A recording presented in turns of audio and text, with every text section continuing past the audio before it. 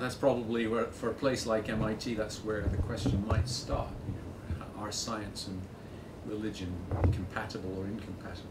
Obviously, people like Dan and I think that they are compatible.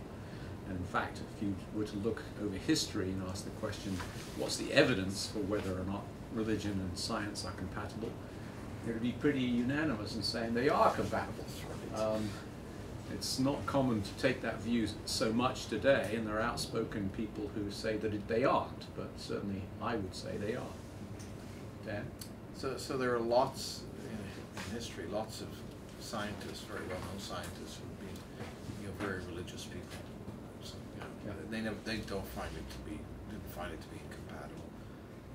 I think that issue is largely a product actually of the last century or so. The idea that some fundamental mismatch here.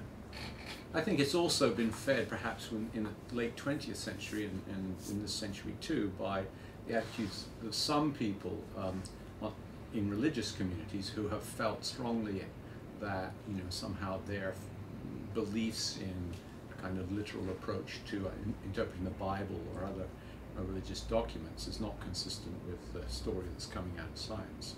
But I think that for Christians like Dan and me, we don't feel it necessary to adopt a highly literalistic approach to the Bible, and so if one doesn't adopt that literalistic view, then a lot of these supposed conflicts tend to melt away.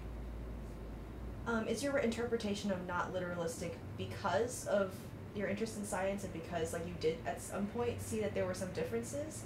Or is this something that you guys have always thought and it just seemed to fit well when you got into science?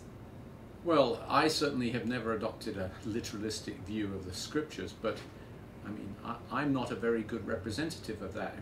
That Christian view of how to interpret the scriptures goes all the way back to the beginning of the Christian church, and such figures as St. Augustine, wrote whole books about how you should go about interpreting Genesis, and he warns Christians, obviously of the 4th century, the 5th century, to be careful about the way they approach the Bible, because they might, bring Christianity into disrepute if they have this rather simplistic approach to understanding the Bible. So it's not as if it's something new to take something other than a literal view of interpreting, let's say, the beginning of Genesis.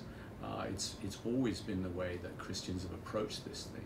Yeah, I agree with him.